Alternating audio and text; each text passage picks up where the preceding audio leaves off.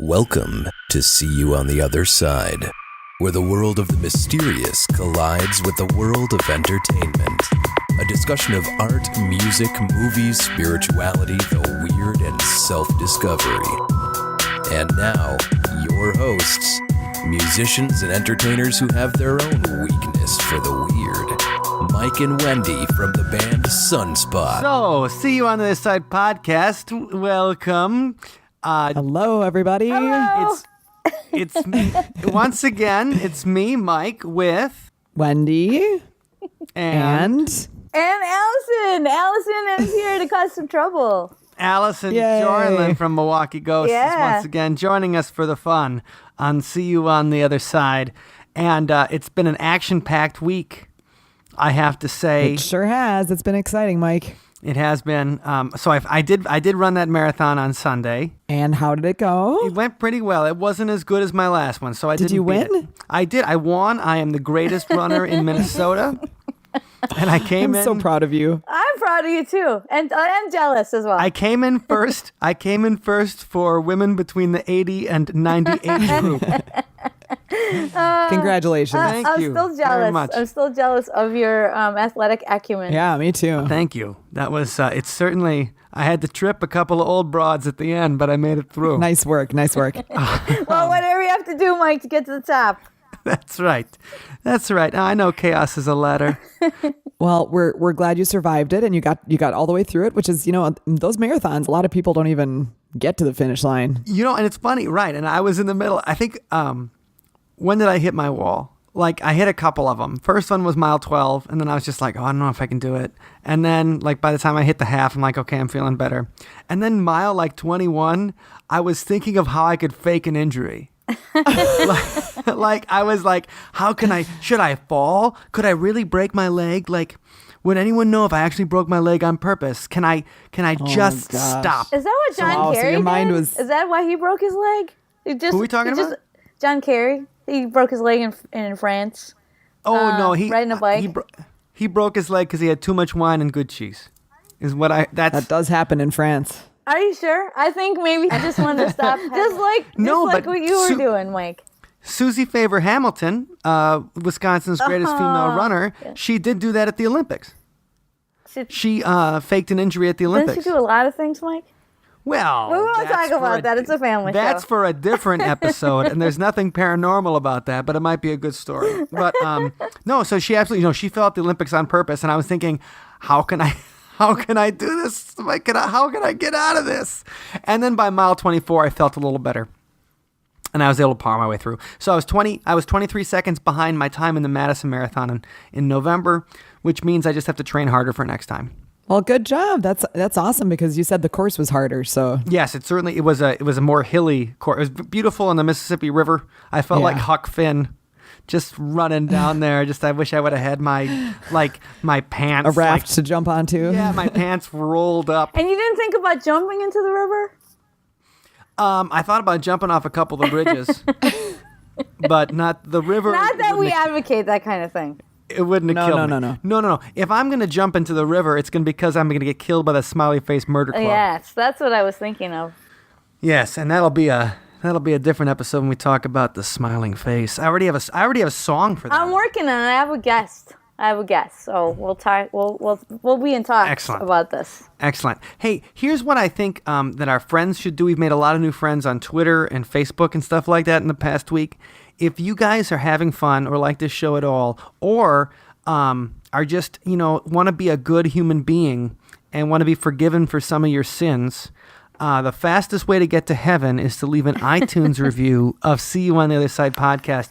5 stars gets you to heaven faster.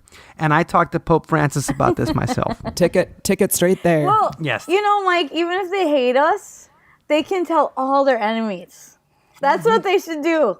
Everyone you hate, tell them to listen to this podcast. We're fine with that. You can tweet to people you hate that. I really hate to See You on the Other Side. I really hate at Other Side Talk. I really hate going to othersidepodcast.com. That's right. And it's all so good. So much hate. That's true. I really dislike it. Any publicity is good publicity, right? I'll take it. Okay, so No, but it was exciting, and it was exciting. We made our UK debut.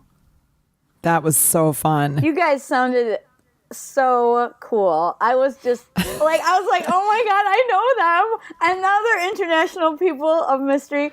They're on the BBC. Oh my God. Thanks, Allison. To anyone who listened to that. But it was really pretty exciting because we were over the air on BBC 5 Live at 9:30 their time. Ooh, drive which time. was 3:15 in the afternoon here. But it was just, that was the first time that I've done an international over-the-air broadcast. So it was kind of fun to think that, like, hey, I'm just sitting here in my studio and people over in England can hear me. Right, and so in the UK, I was reading about it, and people were so excited about it, they were crashing their cars, like, listening to it because they got distracted. They were like, oh my God, those voices are so smooth and so beautiful. So you caused an international incident. We did. But are you okay? Are you cleared because of, diplomatic immunity? Well, I heard what happened was some people took the high road and some people took the low road. And, okay. Oh man, but no, it was fun. We got to talk to Emma, the hostess, Emma Barnett. She was really cool to talk to and charming, fun, and she had all kinds of questions for us about the Charlie challenge. I liked when the other chick said, she's like, I think it's just a load of cobblers. That was so cute. I'm like, what are you even I'm gonna use that. I think I gotta use that. I love that. I'm gonna use that in a song sometime. It's like, I think you're a load of cobblers. Well, she was definitely the cynical one. I didn't know, like, if they thought you guys really believed, like, Charlie's a demon, or I didn't really think they did a lot of research about where you were coming from on it. I think they just wanted somebody lucid who could explain it. With a song about Charlie. Right. Well, right. Charlie. We could provide, and it was funny, they were talking about the Eurovision contest, and our Charlie song definitely has that Eurovision kind of feel. That's right. That's what you're going for. They said it should be the new song for Europe. Charlie. That's right. I'll go. Take it. I love ABBA. And I know Wendy loves ABBA too. I sure do. Wendy used to host disco parties in her dorm room, cranking out the ABBA. Oh, the truth comes out. Can dance. It does. It comes out 20 years on. Mike has loose lips. He keeps no secrets. No, I do not. Oh, man. Okay, you know who else does not keep any secrets? Who's that? Who? I'm kidding. The Vatican. They keep all kinds of secrets. Oh. They keep a ton of secrets, and that's what we wanted to talk about this week. Yeah, I mean, one of the things I heard that they don't tell anyone about is the conference that's happening in Milwaukee this weekend. Yeah, so Vatican definitely does not tell anyone about that. They keep all flyers locked up in a little room, like deep in the Vatican somewhere, like with chains, monsters guarding it. It's right. Horrible. Exactly. So what is happening this weekend? Let's mention it. Yeah, let's mention it. MilwaukeeParacon.com. Oh, it's going to be so exciting. Our first paranormal conference in Milwaukee. Actually, we had one 10 years ago. Not associated with this one, although one of the speakers at the one that was 10 years ago was Linda Godfrey of Beast of Bray Road fame and the Wisconsin werewolf researcher. She's going to be speaking there as well at this one. Yeah. You know, now Linda Godfrey didn't have anything to do with the movie The Beast of Bray Road, though. Like, did you guys ever see that movie Beast of Bray Road? Horrible. I don't think so. It's like one of those sci-fi ones that you just watch because it's the worst movie in the world. Yeah, no, it was actually it was a guy from Waukesha that ended up being the director on it. Really? And it was wretched. I mean, it was obviously filmed in California and some, And anyway, Beast of Bray Road. It's a pretty cool book. Linda Godfrey does good work. But if you're going to see the movie and think it's going to be based on any kind of reality or anything interesting, even about Wisconsin, yeah, don't bother. No, it is lemon-suckingly awful. Right. Whoa, that's awful. I agree. So keep telling us more about this shindig that's going to happen on Saturday. Yeah, so I'm really excited to see Linda again. Haven't seen her in quite a while. Aren't you going to be speaking, Allison? What time are you speaking? I am. I'm the first speaker It looks like I thought it was at 12, but it looks like I'm at 12:15. So you're the first speaker, so you're going to be doing it before people get bored and start fanning out to the different things and stuff like that. So apparently that's so cool. There's going to be, like, for the rest of the day, there's going to be 2 speakers on the hour, and except for me, because I'm the only speaker in the 12. You're the keynote speaker. Well, no, we like not to think a of you as the keynote. But well, you can tell people that if you want. But I'm the opener. I'm opening at 12:15 to 1 o'clock. No, you're kicking it off. I'm gonna kick it in any way I can. Kick it. Great. Okay, so you're doing that. You're going to have a chance to meet us if you guys are in Milwaukee. Then come and say hi. Wendy and I are going to be hanging out at the side booth. That's right. Look for our banner. We'll have it. Yeah, and I'll be there too. Lisa from Madison Ghost Walks can be working the booth too, so you have a chance to meet and learn a little bit about Madison ghost history. Allison will be visiting the booth, so you have a chance to learn about Milwaukee ghost history. Absolutely. Yeah, and we're gonna bring our recording equipment so anyone can stop by and say hello to our audience if you want to. I'll have my microphone. Tell us a story. That would be even better. Tell us a story. Exactly. No, I think I would love that. It'd be a neat opportunity. And so my speech is going to be on Milwaukee Fortiana. So I'm going to be teaching people about Charles Fort, one of my favorite dudes, and also telling people about really weird stories from Milwaukee history that most of them have no explanation that I can find. So tell us who Charles Fort is real quick for the people who don't know what Fortiana is. Okay, so yeah, that's what I'm going to be dealing with during the speech. Give them a preview in case they're late. Yeah, I will. Just give me a second. So right, Charles, collect your thoughts. Yeah, Charles Fort was a writer in the early 1900s, and he was from New York, and he would spend his time at the New York Public Library, just going through newspapers and other periodicals looking for strange stories. And then he compiled these stories in 4 different books. And one of the books, actually Milwaukee gets a mention in his first book. So I'll talk about that. But I'm really excited to. Was he drinking like Pabst at the time? And he's like, man, they saw some crazy stuff. Shout out to Brewtown. Yeah. Something like that. Yeah, it's just like that. It's just like that, actually. I mean, you captured his unique voice. So, I in preparing this presentation, I learned all kinds of crazy stuff, like, the Fortean Society that was created to promote his ideas had a lot of different writers that were involved, and people like that were part of the Algonquin writing circle. People like Dorothy Parker, who I love, and also like local people like that famous architect whose name I can't think of. Frank Lloyd Wright, that's it. Frank Lloyd Wright was associated with Charles Fort. Yes, he was part of the Fortean Society. So I'm really excited about talking a little bit more about that. It's not going to be all about Charles Fort. Just the intro is going to be about him. And then I'm going to get into some weird stories from Milwaukee history that I think Charles Fort would have liked. So we'll talk about, one story that did manage to get in his Book of the Damned, his first book. One story from Milwaukee was in there. But then I'm going to talk about some poltergeist stories, which I love, and also lake monsters. I love lake monsters, airships. I love a good lake monster. Yeah, stuff that Charles Fort would have wanted to know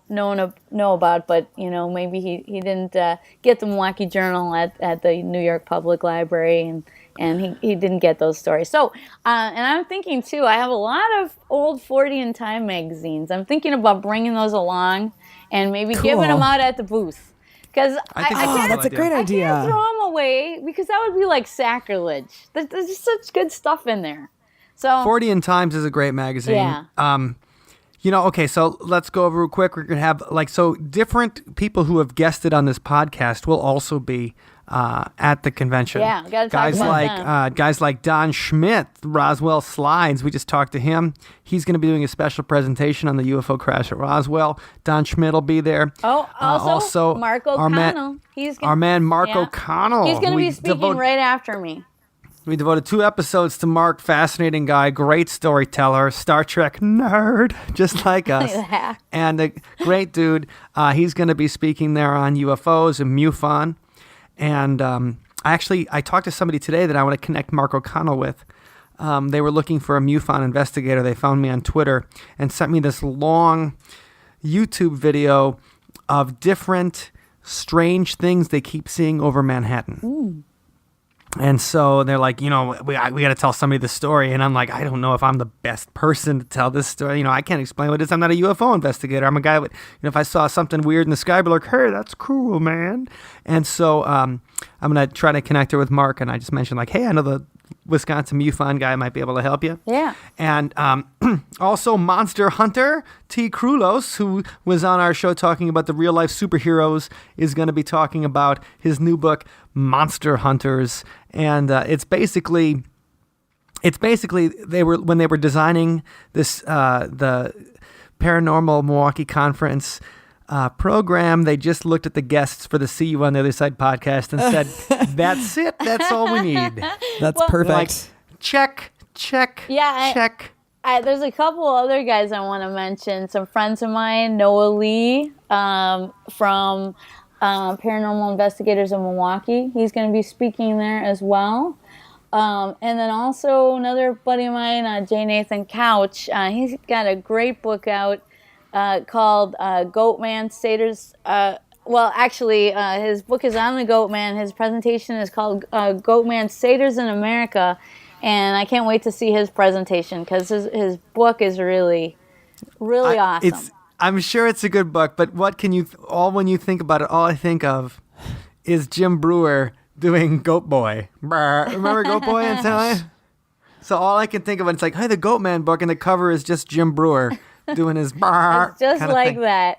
But I'm really excited to see what he's going to talk about. I got an advanced copy of his book before it came out, and it's just like all the work on the modern folklore he did, but then connecting it to the ancient Greeks and their belief in satyrs, and it was just a masterful work. Okay, so satyr is not just something you do on Passover, right? What's a satyr? Okay, well, satyr is half man, half beast, so half goat, half man. So. Okay, so like goat in the front, man in the back, which would be a crappy way to go, or man in the front, goat in the back. Well, actually, it looks like a man head, sort of, except that it has horns and it has like cloven hoofs and like hairy haunches. So it's kind of like more, less defined than like a centaur, which is like head of a man, body of a horse. It's kind of like more of a put a goat and a man in a blender, and then you get Goat Man. So when you think of the god Pan, yes, absolutely, and you panic. would think of a satyr, and then you panic and run. So yeah, hey. I'm interested in checking it out and maybe getting another copy, like a print copy of his book, Goatman Flesh or Folklore, and getting it signed. There's going to be a lot of opportunities for getting books autographed by the authors, so I'm excited to. And it'll also be an opportunity for you guys to be on the See You on the Other Side podcast and tell us a cool story, and we're going to have questions for you if you don't have any stories. So we want to get as many people, interesting Milwaukeeans and the people traveling to Milwaukee as possible, and it's going to be a special episode next week of See You on the Other Side podcast from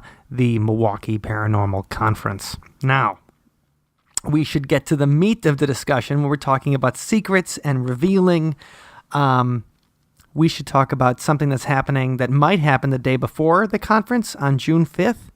And that's a rumor going around the internet that Pope Francis is finally going to reveal the existence of extraterrestrials. Yes. Yes. That's what we've been waiting for decades. And it's like it could come from the president or it could come from the Pope. Yeah, if the president doesn't tell us, our buddy, our papal pal, Francis, he's going to give us the lowdown on what is going on with the aliens. The good old papal pal. And people love Pope Francis. He's a different kind of Pope than he was. than Pope John Paul or Pope Benedict, and because Pope Benedict kind of looked like a harsh guy, he had that kind of look to him, and he was German, which scares some people. Full disclosure, we do have German blood. Yeah, absolutely. So and we're scary as well. That's right. Yes. Just a little. Yeah, no, but Pope Benedict, he was in the Hitler Youth. And, really? You can't, right, he was, yeah, but you can't blame him. Yeah. Everybody was in the Hitler. If you lived in Nazi Germany in the 1930s. It was like Kiwanis. Yeah, it was like, yay, right. It was like Kiwanis, except slightly less anti-Semitic. Oh, hey. Ouch. Oh, that's all right. I'm just making fun of Protestants. No, it's okay. So anyway, Pope Francis is beloved by a lot of people because he seems to be like the loosey-goosey, like the fun pope. He has a more modern attitude, I would say. I think. Yeah. So Wendy, now you were not raised Catholic. No, I was not. Okay. So when you were growing up, did you ever have any attitudes or any thoughts? What did you think about when somebody said the Pope? I don't know. Not much, really. Just kind of the dude with the cool hat, the robes, who rode around in a Pope mobile. Yeah, he had a little thing like with a. But no, he was like the authority on the Catholic, whatever he says goes kind of thing. And I don't know. Beyond that, I didn't think too much about the Pope, to be honest. Okay, so you never had any preconceived notions like this Pope is a real drip. Or something like that. Like this guy, man, he's always looking old. Now, Allison, when we grew up, I always thought the Pope, he just looks like some really old dude, almost like a corpse. Well, Pope always just like the corpse. They came up and he'd speak a little bit in Latin, and you'd be like, "Oh my God, where'd they dig this guy up from?" Well, we grew up Catholic, so the Pope was, I think, more important to us as Catholics. But yeah, a lot scarier because we felt like maybe he did have an effect on our lives. We were a little bit more removed than I think, Mom was. But still, I think the Pope was an important figure for us. Sure. And so the Pope is always, he's the leader of the Catholic Church. He's going to be pretty conservative. Yeah, and I never felt like the Pope in any way before this Pope ever inspired me. And I think this Pope really does get me in that way. He's more about social justice, and he does seem, I wouldn't go loosey-goosey, but he does seem like he's more... He's like, he's from Argentina. It's like, hey, man, let's have a good time. He's more in touch with the people, I would say. I'm the Pope. I brought the communion wine. I'm a wild and crazy guy. I brought the wine for everybody. Yeah, just like that. Yeah, he's just like that, except with a hat. And no, but the thing is, this Pope does. And he drives a Prius, right? Does he? No, he does. Like he doesn't have the Pope mobile. Yeah, I thought Allison, we talked about this last time you were on, or one of the times you were on.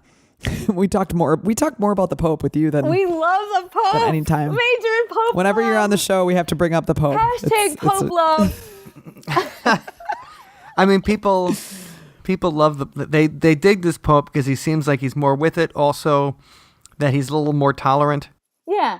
Because a lot of people in the United States are Catholic. Catholic's the largest religion in the United States, and it's weird when a lot of Catholics don't agree with a lot of the social teachings of the church. Right.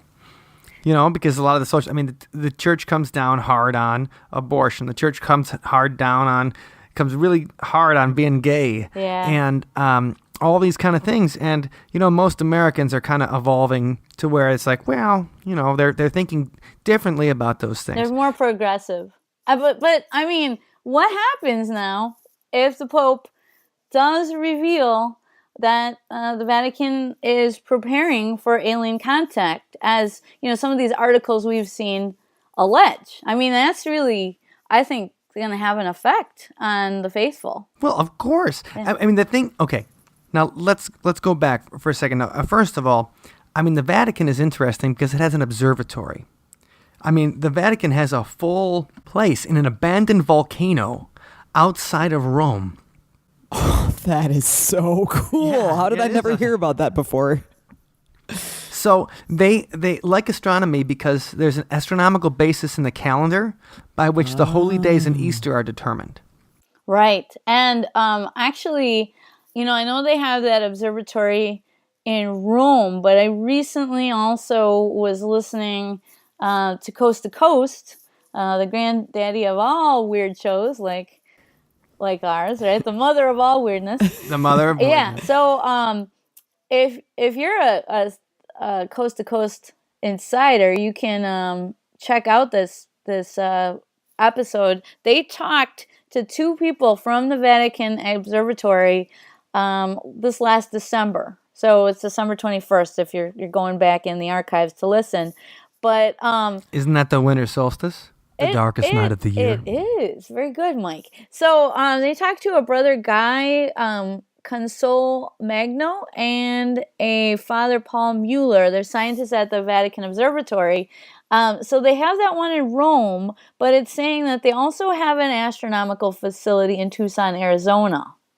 So they might not just have the one main observatory. I think they have, their tentacles. I can think of a better word, but their tentacles in all of, or in many of the different observatories around the world. So I know they have one in Tucson, Arizona. I think they might also be in talks with other observatories or get information from them as well. So they're kind of tapped in. Absolutely. And the funny thing about the Vatican Observatory is that they use it in movies. The Catholic Church of movies is way cooler than the Catholic Church like that you go to and you put the holy water and stuff. Because the Catholic Church of movies, they have like a team of exorcists, and they're dialed into fighting the devil and stuff like that. And then like in the Omen, the Omen, it's the priests at the Vatican Observatory that see a special alignment of stars that means it's the birth of the Antichrist. They also have that in End of Days. You guys remember that movie with Arnold Schwarzenegger? Absolutely. It was my blockbuster movie, End of Days. It had the last good Guns N' Roses song called "Oh My God." Wow. For my blockbuster movie, End of Days. Okay. I love that movie. You should have seen it. I did see it. Right. I saw it in the theater, Arnold. I'm a big fan. It was a fantastic movie.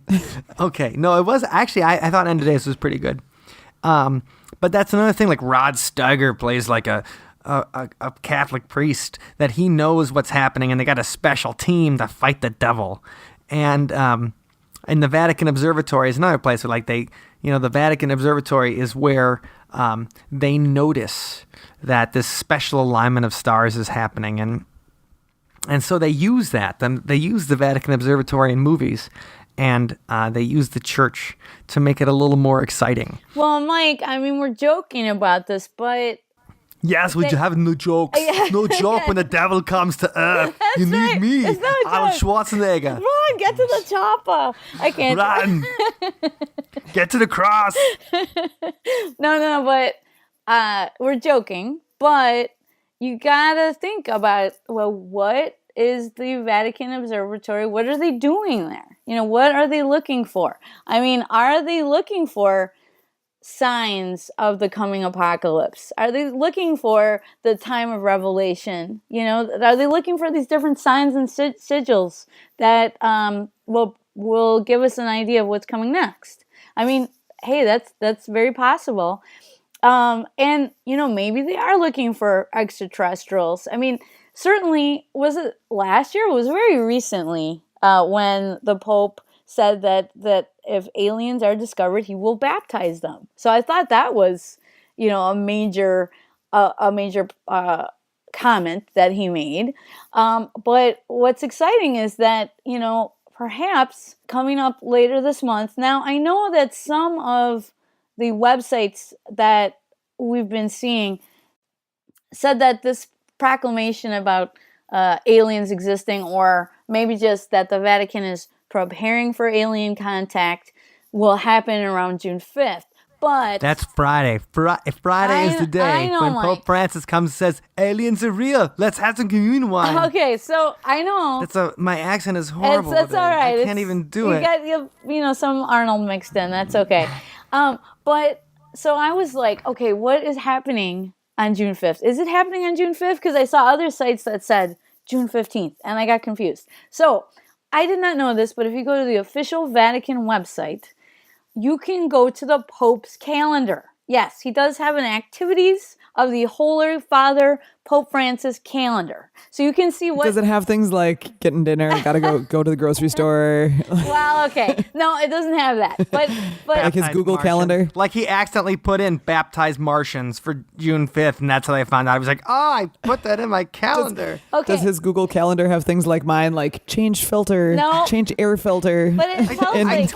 I told Siri to make that event private.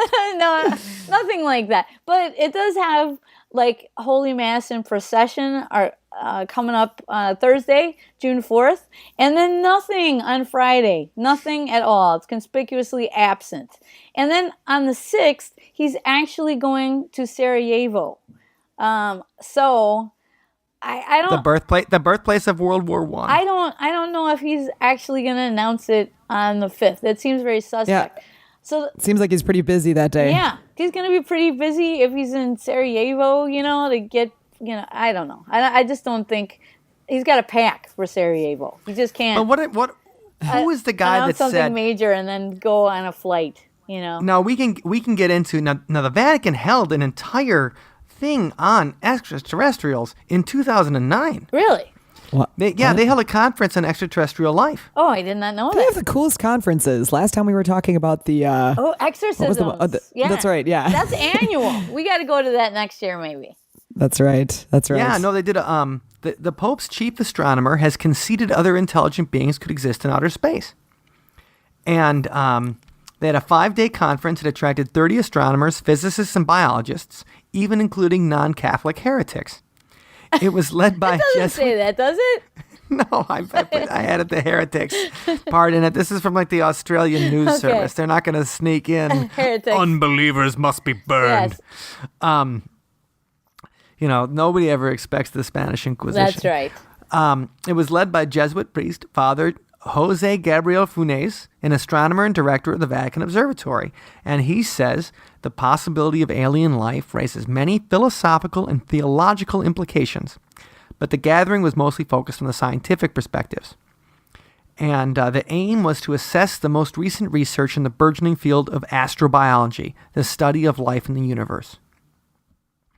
And so, the Vatican had a special conference, and they said that the belief in extraterrestrial life doesn't necessarily contradict any basic tenets of the Catholic religion. I would think that our response would be a positive one, he said. I'm not infallible on this, of course, but the reality is that I don't think it contradicts anything within Catholicism. Essentially, what the Christian faith generally is saying, and certainly Catholicism specifically, is saying is that God is the ultimate source of life, the ultimate source of reality, and we welcome our new alien overlords. That's not what it said. You're editing the press releases now. I added a bit at the end there. Okay, so anyway, this new proclamation, I think it's going to be closer to the 15th. There were some sites that got it wrong, said the 5th, but I think it's going to be the 15th because I actually looked into it a little bit more, and the claim that they are going to say something about preparing for alien contact may have been made by Daniel Sheehan, or Sheehan, sorry, I think I got that wrong. Daniel Sheehan. He is an attorney, and let's talk a little bit more about him in a little bit, but there's many articles out there. There's one on ghostdiaries.com that says that he was the one at a conference that was held this past week who said that there's going to be this major proclamation around June 15th. So I was like, well, who is this guy? An attorney, but he's a exopolitics guy, which is, he's thinking about politics in the wake of us knowing that there are extraterrestrials. So I was like, really, to tell you the truth, when I saw that link to send you the story, I was like, what is this? This is so crazy. This is like the nutter of the week. Who is this dude? Okay, so then I looked around a little bit more, and I found like this Daniel Sheehan guy is like legit. I mean, he is a really high-powered attorney. He graduated from Harvard, so Harvard. Yeah, he's got serious credentials, and he actually was involved in the Iran-Contra scandal. He was defended he was part of the Karen Silkwood case. She was somebody who came out against nuclear power plants and some of the Meryl Streep played her in a movie called Silkwood. She was nominated for an Oscar. I think Kurt Russell's in that movie too. Yeah, God, I love Kurt Russell. And so unfortunately, she was killed. And isn't Cher in that movie? I'm not sure, but let's get back to reality, Mike. I know you like to fly off into movie. I'm here to provide the pop culture part. I get it. So anyway, Karen Silkwood, real person, really went up against nuclear power plants and had some misgivings, talking about some wrongdoing, and was actually murdered. Whoa. Yeah, that's so spoiler if you didn't see the movie. But anyway, it's a 32-year-old movie though, yeah. So Spoilers. It's okay. Spoiler. Okay, but anyway, Darth Vader's Luke Skywalker's father. Mike, don't give it all away. But anyway, this attorney, he went in there and actually there were people from the family, I guess, who took the company to court. But he's defended a lot of major people, is what I'm trying to say. I don't know all the details, but if you go on his Facebook page, which is facebook.com Daniel Peter Sheehan, Sheehan, you'll see, he's got all these credentials and all these high-profile cases that he's been involved in. He is a serious public figure, and so I'm really surprised that he's a civil rights lawyer. He's interested in social justice. He's interested in, fighting corporate corruption.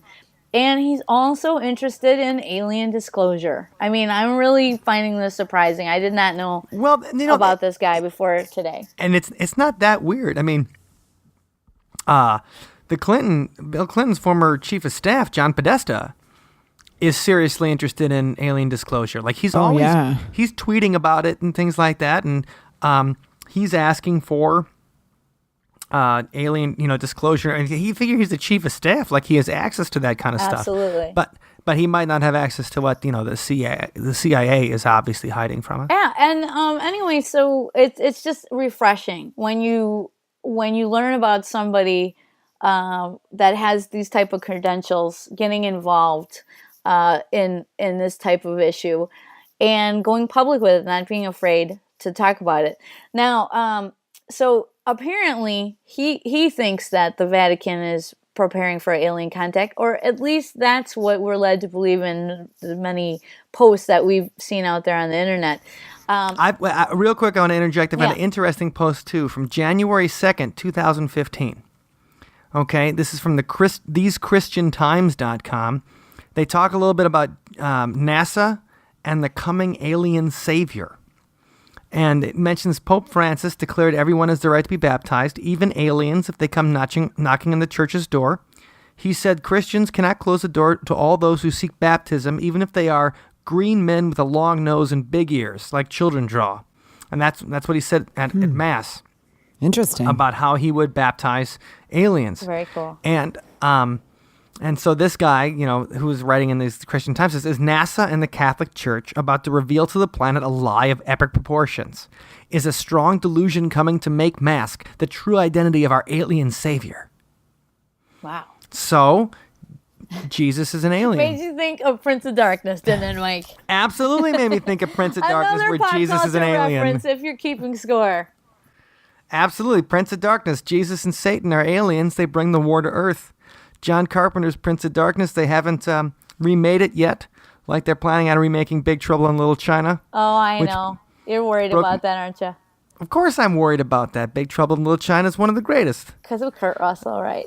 Well, no, but also just because it's a You got a fun man movie. crush on Kurt Russell. Just admit it right here, right now. Yep, I got a man crush on Kurt Russell. Love him even though he's old and weathered. You love him still. It's hard not to love Kurt Russell. He's going to be in the new Quentin Tarantino movie too, so I'll be looking forward to that. Okay, so Anyway, hang on. but I just wanted to mention that Jesus is an alien while we're getting there, because Daniel Sheehan is not the only person that has been talking about the Pope being the one who is going to reveal to us the alien presence this year. Oh, who else said that? That was These Christian Times. Oh, that's right. These Christian Times. I'll try to follow along a bit. And Okay. it's all happening this year, and we're already almost halfway through the year. So that means we've got some pretty exciting things coming up. Oh, that's Yeah. great. So I thought I had a big week. So we're going to be watching this story because I think now, from looking at the Pope's calendar that he shared with me, that it's actually going to happen on the 17th. This is why I think so. All right. So first off, Daniel Sheehan, once again, posted on his Facebook page in response to Robert Salas, actually, who's another big figure in exopolitics. If you listen to the shows, Explain what Exopolitics is. The name of a Muse song. Oh, it is? The great band, Oh. yeah. But also explain what Exopolitics is to the plebes. okay, plebes. Now listen up, plebes. Now, okay, are you listening? I got to see your eyeballs. Okay, now exopolitics just means political ramifications after we discover alien life, that there's alien life. It's exopolitics. So it's external, okay. external like an exoskeleton. So endopolitics would be everything we normally deal with, and exopolitics includes extraterrestrials. There you go. Ah, okay. So anyway, Robert Salas, big figure in exopolitics, believes that, aliens are among us. And he actually went on to Daniel Sheehan's Facebook page and posted that story from Ghost Diaries and said, hey, is there any truth to this story? And then Daniel Sheehan got back to him and said, hi, Michael. As far as I'm aware, actually, it's Michael Salas. I think I said Robert Salas. That's somebody. okay. Somebody else. Somebody else. Michael Salas, we've already sent people to this guy's Facebook page to terrify it, like to terrorize I'm him. sorry. They're not gonna Like terrorize Allison, you're him. like I'm sorry. Facebook.com, make this guy's life a living hell. No, just follow. / Robert Salas. No, it's not. Okay, Robert Salas. I'm sorry. I'm sorry, plebes. I'm sorry, everyone. I totally okay. misspoke. Robert Salas is another guy involved in the UFO field. Michael Sala. Sorry, I misspoke, guys. But anyway, Michael Sala, big figure. It's okay. We'll make sure we'll put the correct thing in the show Yes, notes. thank you. Send A one big email. figure in exopolitics said, Danny, any truth to the story about what you announced at Contact in the Desert, which was the name of this conference that he was at last week? And then Daniel replied, hi, Michael. As far as I am aware, the Pope will be releasing an encyclical on climate change. I think encyclical is just a big, major proclamation on climate change. And it's this is hard to say. And it's inextricable ties to transnational corporate capitalism. Nothing about aliens. I was like so excited to look at his Facebook page and find the most recent thing. So I actually contacted him, but unfortunately he did not get back to me in time Yet. for the show. But Yeah. but anyway, so he has a link there that says on the 16th of June, the Pope will be speaking about global warming, climate change, and talking about the greed that's involved. That has made this worldwide situation. So no aliens. I know that. Well, if they put aliens on the agenda, Yeah. everybody would freak out. Like people like you would look at the Pope's calendar and be like, did he really he put 1A, yeah, aliens exist. We've been talking to them. 1B, climate change. Stop using hairspray. 1C, corporations are evil. Liberation theology. Like that's just going to be on his agenda. Okay, I gotta look, right? So Absolutely. I didn't find anything for the 16th. The 16th is completely blank for the Pope's calendar. But if you click on the 17th, it said he has a general audience, 10 a.m. Vatican City. So I'm thinking that's when he's going to address the faithful and maybe give the lowdown on climate change at the least, and maybe preparing for extraterrestrial contact at the other end of the scale. Or maybe it'll just be like a big news day where he'll say all kinds of things, just like you did, Mike. Well, You're that's always right. saying all kinds of things. But you know what? I think a couple of things are interesting. Number one, like this topic is kind of a hot topic. A guy released a book at the end of last year named David Weintraub, released a book called Religions and Extraterrestrial Life. How will we deal with it? And, like when the Pope said that he'd baptize people and things, some religions, they believe one of the tenets of Catholicism is original sin. And original sin is because Adam and Eve screwed up. I mean, Eve ate the apple, and they disobeyed God, and they were kicked out of the Garden of Eden. That because we are descended from Adam and Eve, then we still are guilty of that sin as being humans. Yeah, we're kind of marked by that original sin. But aliens, presumably they weren't here. They're not from the same bloodline. Right. So the thing is, how aliens don't need the sacraments. Now, Wendy, sacraments are things you do to get closer to God so you can go to heaven. You get baptized, you take your first communion, there's a sacrament of marriage. If you ever see in a movie where they do things called last rites, where they're like, we got to get the priest in to give somebody their last rites. You do all these different, you take these sacraments over the course of your life, and that's how you cleanse yourself of original sin. Okay. And that's how you get to heaven. Well, I don't know if we need to baptize the aliens because they're not descended from Adam and Eve. Yeah, so what's the deal? They're going straight to heaven?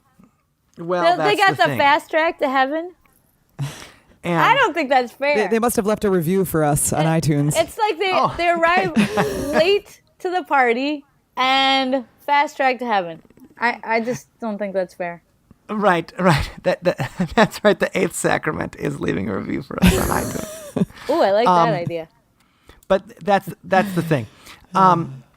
And so we'll put a link to that in the show notes on. And what's the book called again, Mike? Religions and Extraterrestrial Life. How will we deal with it? And if you want to read a very interesting fiction book, came out last year.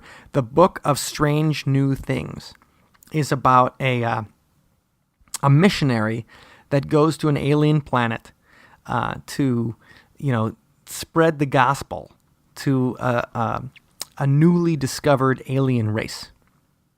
And a lot of the book is about being far away from home, but and it really deals with these issues of, what is it like for religion is a very human thing.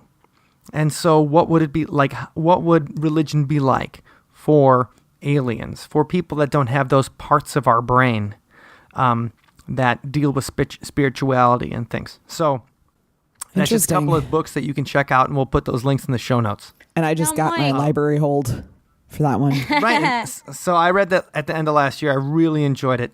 It's from the guy that did Under the Skin, which is a cool movie. I haven't read the book yet, but I saw the movie with Scarlett Johansson rolling around Scotland. So if you like Scotland because it's beautiful, if you like Scarlett Johansson because she's beautiful, either way, you're going to enjoy the movie. I mean, you're not going to enjoy it like you're not going to slap five with your friends at the end of it, like, oh yeah. You're going to be like more like bummer. At like the Kool-Aid Man? like the Kool-Aid Man? Oh, yeah. Yeah, it's not going to be like that. It's going to be like, I just want to curl up in a ball in the corner and cry. That's how you're going to be like at the end? It's a good, thoughtful movie. You'll enjoy it. Okay. So the thing is, the Vatican is hiding something. Yes, but Mike, what if they're not looking for aliens with their big telescopes.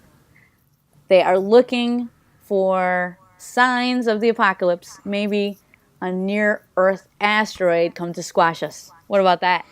Well, that they could absolutely be doing that. And this would be the right month to tell us about it because June 30th is my favorite holiday. Beats out Christmas by a long shot. Asteroid Day. Yay! Oh, And yay. this is a good chance that if you guys haven't listened to our episode on global killing, our That's right. Our Yes. asteroid episode, we talk about Asteroid Day. We talk about Dr. Brian May and his beautiful silver mane. Yeah, I mean, this guy, I mean, it's just so cool to see him, from Queen, major guitarist, extraordinaire. badass. I mean, just awesome. And also astrophysicist. So, I mean, in his spare time, became an astrophysicist. I mean, unbelievable. Some Yeah, people no, are too talented. It's kind of like you, Mike. Oh, I run marathons and I play in a band and I'm so intellectual. Yeah, I know. That's I love you, That's- Mike. thank you. And I'm obviously so talented. I do horrible Arnold Schwarzenegger impersonations Come on. into a snowball microphone on Tuesday evenings. That was the highlight. Oh, That was the highlight. but for me. if you do want to hear that, it is episode 15. Oh. Othersidepodcast.com/15. Other Side Podcast 15. You can get your fill on Asteroid Day that happens at the end of the month. Yeah, and we're all going to dress up like asteroids. That's what you do. It's going to be so fun. And I somebody's can't going to wait. dress up like the Earth and we're all going to bomb cars. We're all going to run at him. We're going to stone the Earth. Tackle 'em. That's what we're going to do. What I'm going to do is I'm going to take a bath in rubber cement. I love that idea. That's And then I'm gonna take a bath in rubber cement. I'm gonna go to somebody's gravel driveway, roll around, and find a globe and jump on it. I think we should have our own Asteroid Day event. You can Party. actually That would be so yeah fun. you could go to the website which is asteroidday.org and you can plan your own event. So take our suggestions. I mean maybe it could There you be like go. an Asteroid Day dodgeball game. Perfect. Right. I love that idea. Asteroid dodgeball. Well, I think the Vatican Observatory might be, looking for that kind of stuff, signs of the apocalypse, but also remember the whole Star of Bethlehem thing. Like that, I mean, that's in the Bible. They talk about that. There was a star and planetary alignment that led, the three wise men, Larry, Curly, and Moe, right to JC in Bethlehem. And so the Star of Bethlehem was that kind of planetary alignment. So the idea that you are looking at the sky for some kind of heavenly, some kind of heavenly sign, well, that's baked into Catholicism from the very beginning of when Catholicism, Christianity was created with the birth of Jesus. Good point, Mike. I didn't think of that. So, I mean, that's absolutely, they could be looking to the sky for some kind of weird, and that's the thing. That's what they see in the omen. They, Antichrist is here because there's some kind of weird planetary alignment. And, I think that's a funny thing, too. And we'll talk more of this because there's many more secrets of the Vatican than just the Pope knowing about aliens and already communicating with them and then telling us about them on Friday. Or not Friday, or actually the 17th. Right, it could be June 17th. Now we sound like one of Yeah. those apocalypse, I like think the it's guy Wednesday. that kept on saying, Right. It's Wednesday, actually. the guy that's like the Earth was going to end on May 5th, Friday at- 2011. Yeah. On Friday at 10:36. I like how people get the exact time. It's like, is that Eastern time or what is it? Because when I see the stuff on TV, I always have to, minus the one for Eastern time versus It's Central. getting Anyway, complicated. so that's the thing. So and I was going to say though that because, and we talked about a little bit on our parents on the BBC. Any kind of divination is considered sacrilegious by the Catholic Church when you're divining something. So horoscopes, sacrilegious. Reading tea leaves, sacrilegious. Tarot cards, if you don't pretend that you're getting a message from a higher power, that's not sacrilegious. But if you're like, I'm getting a message from the universe or whatever, they consider that sacrilegious. So the idea of astrology being profane and dealing with demonic forces. But yet, looking up to the sky for some kind of planetary alignment, there's just a little, they know something we don't. Right. Or hypocrisy, because that sounds like divination to me. Well, hypocrisy and religion, Allison, pshaw. They go hand in hand, don't they? Absolutely. Okay, well, everybody, this Saturday, June 6th, the Milwaukee Paranormal Conference is going to be where, Allison? In Milwaukee? Oh, my God. If I could come through Skype and wrap my hands around your neck, I would. Okay. All right. Hang on. It's going to be in Milwaukee. Isn't it at the Italian Community Center? No, not the Italian. Irish Cultural Center. It's Irish. Come on, It's man. at the Irish Cultural Center lobby. Yes, the Irish Cultural. I'll bring my Lucky Charms. Yeah, we want to have like a rumble between the Irish and the Italians. It could happen. What is this, 1880? Well, in Milwaukee, Yes, sometimes it is. You can talk about that when you talk about the different gangs of Milwaukee. That's right. Well, yeah, I got some information about that. Won't be sharing it, but I could share it with you at the booth if you come and talk to me. There we That's go. right. So That's the spirit. Yeah. please meet us at the Irish Cultural Center this Saturday, June 6th. You have a chance to get on See You on the Other Side podcast. Keep an eye out for the Pope this week telling us that they're aliens. Wendy? And if you can't make it to the Milwaukee event, feel free to send us a tweet at Other Side Talk. And if you have anything, questions or things you want us to check out while we're there, we can do that for you. We'll be the eyes and ears of the See You on the Other Side podcast. Yep. Yeah, and we'll here's the address. You wanted the address, Mike? Is that what you wanted? Yes, give me some address. All right. It's 2133 West Wisconsin Avenue, and so it's going to start at noon and go until 7 p.m. And then there's also some after-con events to be enjoyed. But I'm really looking forward to seeing people come out and talk to us at the booth and get a free 40 in times to help me clean out my garage. And get on the podcast so we can see you Tell us this your Saturday. stories. Yeah. And all right, we'll talk to you then. Thank you for joining us today, Allison. Oh, Thanks, you for having Allison. me. Always fun Yep. talking to you. And here's a little song for you.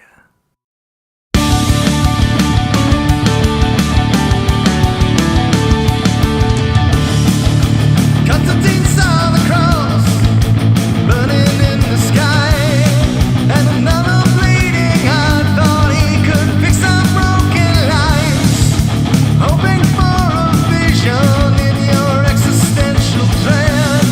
But all these bargain martyrs still just wind up dead.